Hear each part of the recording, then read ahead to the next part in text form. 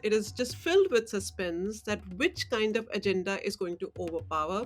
It is literally, is it the economic part? Like people, when they literally see that their stomach is being hurt, it is question of hunger and loss of jobs and whatnot, all accentuated during the pandemic, or will they stick to the promise of Hindu nationalism? Hi, I'm Emily Tamkin. Today, I'm speaking to Ravinder Kaur. She is Associate Professor of Modern South Asian Studies at the University of Copenhagen and author of Brand New Nation Capitalist Dreams and Nationalist Designs in 21st Century India. Ravinder, thank you so much for being with me today. Thank you so much for inviting me. Well, we have had you on this podcast before to talk about the farmers' protests and about Indian democracy. And we wanted to have you back because 2022 is going to be a significant year in Indian politics. For listeners who are totally unaware, could you give us a sense of why that is? So right now, India actually today, state assembly elections have started, and 5 regions or states in India are going to elections. And the reason it has received so much attention is because the most populous state in India, which is Uttar Pradesh, and it has more than 250 million people, it is going to election. And usually, and that sends about 15% of representatives to the parliament, the lower house. So, in other words, it has a great significance in terms of the parliamentary power. So, therefore, there is enormous attention. And the second reason is that Uttar Pradesh is also being seen as the testing ground for the forthcoming general elections in 2024. And Uttar Pradesh currently has BJP, the ruling party, Janata Party's one of the chief ministers, Yogi Adityanath, who is seen by many as a kind of successor of Prime Minister Modi. So there are, the political stakes are pretty high. So those are the stakes, sort of at the from the bird's eye view. What are people watching in the elections in Uttar Pradesh? What are seen as the most significant issues as people go to the polls? Okay, there are many things because first of all, I think we should talk briefly about that. The Indian economy right now is not in a particularly robust state, and there has been a lot of talk about unemployment rates, and especially after COVID, the economy, which was already in free fall, since demonetization in 2016, it has been going down. So I think the testing ground really is how will people respond to the questions of bread and butter, like literally the material, resources. What happens to and the reason this is important is because just a few weeks ago there have been almost like a youth violence or protests in the state of Bihar, in the neighboring state, for a very low grade railway exam. I think for about 35,000 seats, there were like 5 times the applicants, and basically violence broke out. And why? Because of COVID, exams were delayed, and they continued to shift the rules. So basically, it became a sign of the underlying anger in the youth population, where people were literally demanding jobs. So basically, the question is, how will people respond to the questions of unemployment? And the second thing is that this is also a test for Modi government's approach, which has put the core agenda of Hindutva, Hindu nationalism, at the very fore. And Uttar Pradesh is where, as you know, the Ram temple, the temple movement, which is the home ground, the temple is being constructed, and this has become literally one of the calling cards that by 2023 it will be inaugurated just in time for the national election. So in that sense, I think the issues at stake are in a way the same, which basically is about how's the economic situation, do people have jobs, what about inequality. I must also mention that in the last couple of years it has been reported that mass poverty has returned to India. This is very significant given that throughout the economic reform, that period, from 80s onwards, India's growth continued to climb, and people were said to be lifted out of poverty. But the recent report shows that that is not the case. Like literally, the reverse is taking place, and that is pretty significant. That how will people respond to questions of inequality, poverty, and the lack of jobs, and at the same time, where the Hindutva, Hindu nationalism is being pushed forth. Do you think it's fair to say, or is this an oversimplification, that the Modi government and state governments that are sympathetic to Modi and the BJP, or in line with their thinking, that they've made a bet that people will care more about Hindu nationalism than they will the state of the economy? Well, one thing is very clear that the core issue literally is the Hindutva or Hindu nationalism. It has been a kind of balancing act all along where you couple capitalist reforms, free market and the promise of growth together with, that a Hindu nation state is being established, Right. right? But we, as we all know, that economic promise has not worked, but that Modi government was voted in the second time in 2019. So this paradox can only be explained if we get out of this notion that it's the economy stupid, which is a gift from the 1990s Clintonian era. That Yes. as long as people are happy with the economic situation, it does not matter. But what we have seen is that economy is in not in good shape, but the government continues to be voted in again. And this paradox can only be explained through the cultural politics, which is shifting ground. And therefore, one thing is very sure that the core project of Hindu nationalism continues to make headway. So Uttar Pradesh is one of the states that's going to the polls this year, but it's not the only one. You mentioned there were five. Punjab, Gujarat, they're going to the polls. What are I guess do you see the issues being the same across the country, or are there specific standout issues in some of the states that are going to vote this year? I wouldn't say the same issues, of course, because these are very different states. A very small state like Goa, which sends only two members or something, or Punjab, which has a substantial, and Punjab I must mention because this is where this was the wellspring of Mm-hmm. protest, the farmers' protest, and there, of course, the reigning Congress government is expected, according to polls, to stay its ground. Mm-hmm. Of course, and it is actually pretty uncertain. One thing is very sure that the farmers' protests have really changed the battleground, political battleground, quite a lot. There are groups of farmers who are going around campaigning also in other states to say they simply have this thing: do not vote for BJP, and they did the same in the West Bengal elections as well. Mm-hmm. So, in that sense, I would say that there is a spillover which has happened from across the states where the farmers' cause that has come to center as well. Gujarat is where Modi is from. It's sort of seen as, it's literally like the origin of his version of the party. Do you think that the farmers' protest spillover effect, the poor economy, will it have any impact there? That's a very good question because we do hear, reports that we have been hearing from Gujarat. They are mixed in the sense that again the issues of unemployment or the falling growth, etc., that affects Gujarat also. uh, but as I said, the important thing is that how far the cultural politics will hold. And I think what I want to emphasize is that often Indian politics is seen through the prism of electoral politics. Mm-hmm. Like from election to election, this is how the analysis goes: who wins, who loses. But I think perhaps we need to change our vision also, because what we do not get the full picture of what is happening. What I mean to say Mm-hmm. is that the fundamental political ground continues to shift in the favor of majoritarianism. And that is important to note because you see, like how how religion in a way, or religious cultural nationalism has become center stage in so many ways. That is actually the fundamental debate, which is going on. And you may have noticed that many political parties choose to be silent on these issues, because there is, for example, a whole issue going on about school girls, whether they are allowed to wear hijab Mm-hmm. or scarf in the in the school or not. And pay attention that many political parties have chosen to keep silent. Why? Because they know that this will inflame the situation Right. in the battleground states.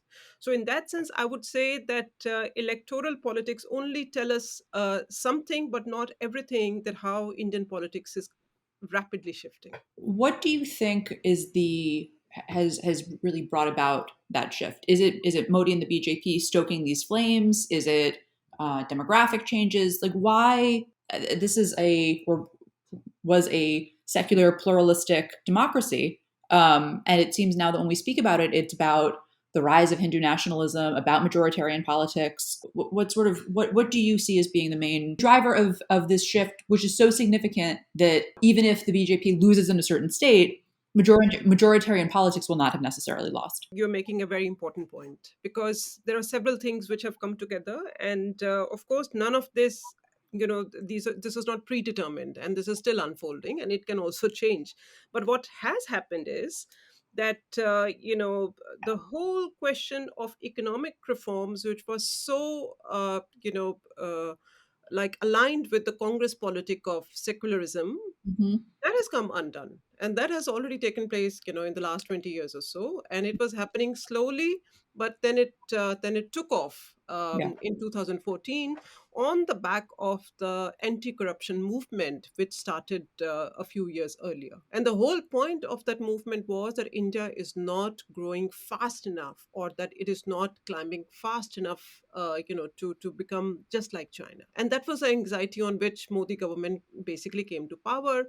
But at that time, it had also toned down somewhat the rhetoric of Hindu nationalism. Mm. And at that time, the slogan was literally all about development and growth. And Gujarat became, as you know, the model state. But once that happened, with a great majority, Modi government came to power, and that promise, or the hopeful note, and that has totally. And then basically, first term was not that important. It is literally in the second term, which is 2019, where it was, on one hand, please give us more time, we need more time. The standard answer has been, but Congress has been in power for 65 years, but now we need a bit more time to implement all those dreams, right? So second term comes, and this is where you see the core Hindu nationalist issues have been implemented, from Kashmir, Article 370, which is removed, or for that matter, the temple issue, where the temple construction finally begins, the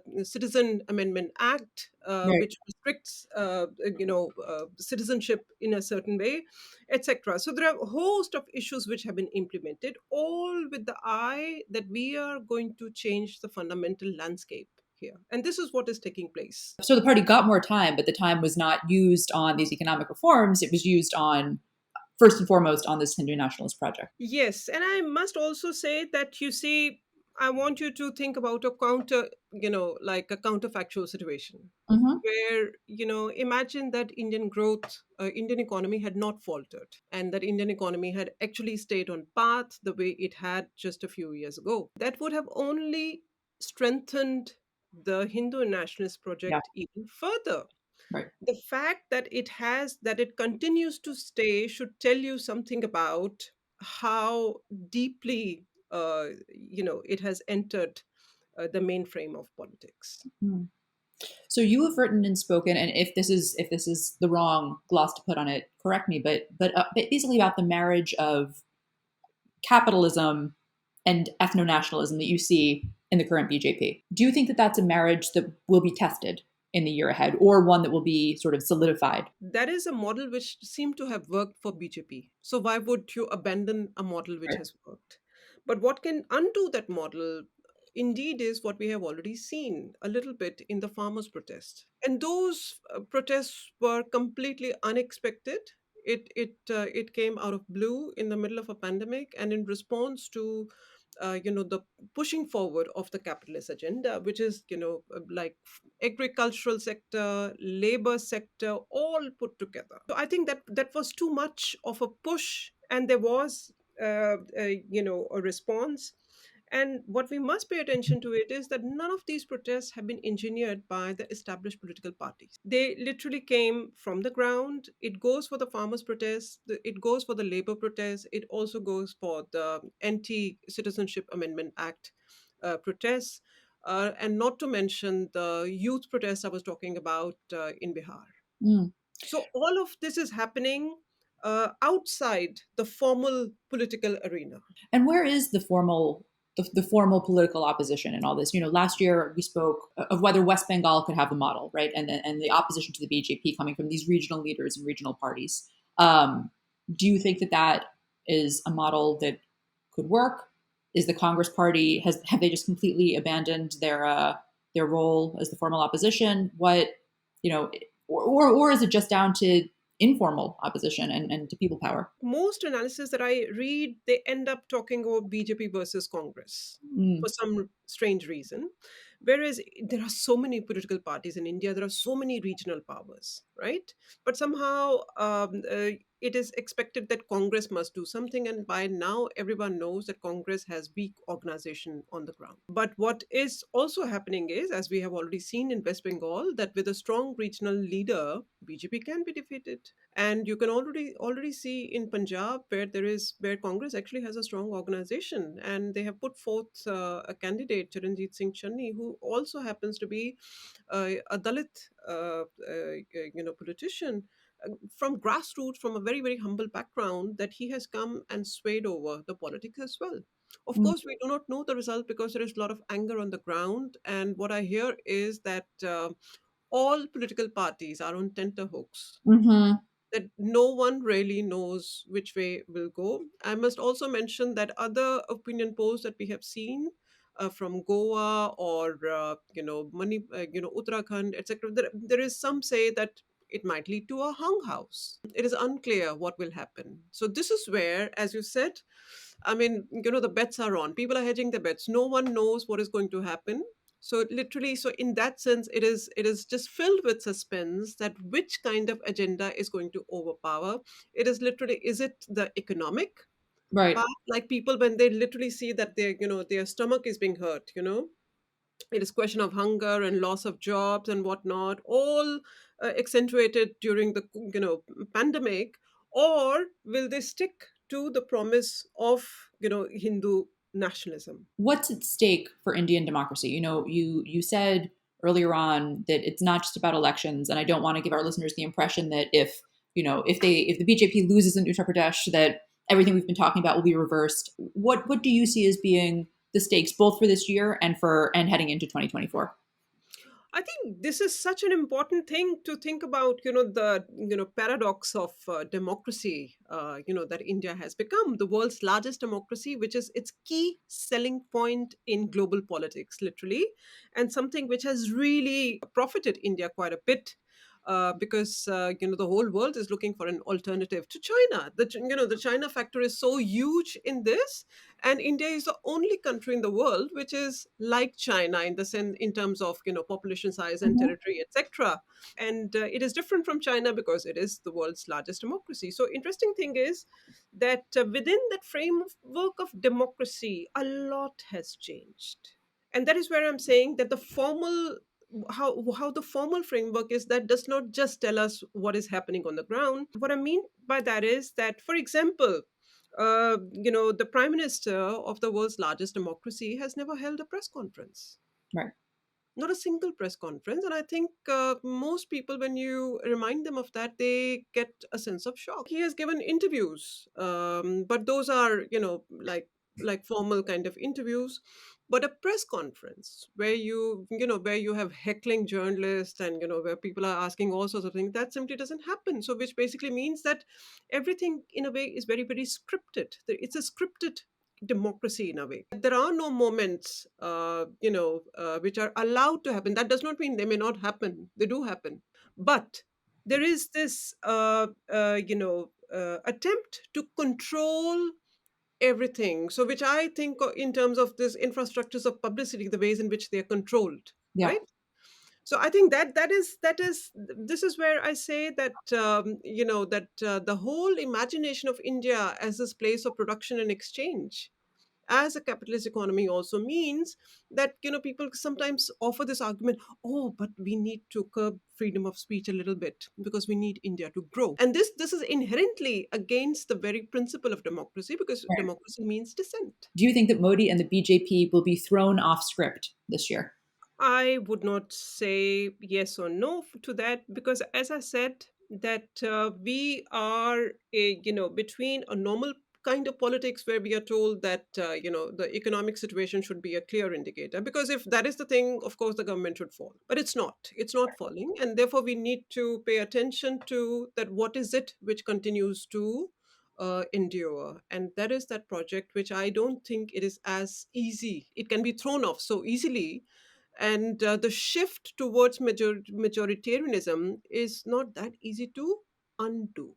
Right. It may take some time, even if you unsettle the government. I think that's a really important point, that it can be undone, that this is not, that nothing that we've described is written in stone and changed forever, but that if it is to be undone, it will take more than not electing the BJP in Uttar Pradesh. Yes, and I think this is so because we have lived through ups and downs. We have lived through the age of globalization, and right in front of our eyes we are also told it's no more. So nothing should surprise us. Things happen, and they are undone again and again and again.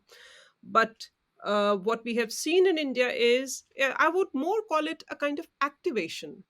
There are some underlying tendencies which are always present, but the present government has activated them. So Mm-hmm. some of those key tropes, you know, where you rope in the internal enemy, or Pakistan, or, as you know, sometimes already since 1990s, the Muslim majority localities, neighborhoods in many parts of India would simply be called Pakistans, mini Pakistans, right? So those have existed, but they were somehow kept under wraps, never allowed to take over. So this is the difference here, that those tropes have been activated. So we speak on the in those, the code language has come to, it has overtaken. Well, we will certainly be keeping an eye on all of them in 2022. Ravinder Kaur, thank you so much for joining me today. Thank you so much. This has been the World Review for the New Statesman. You can read all our international coverage on newstatesman.com.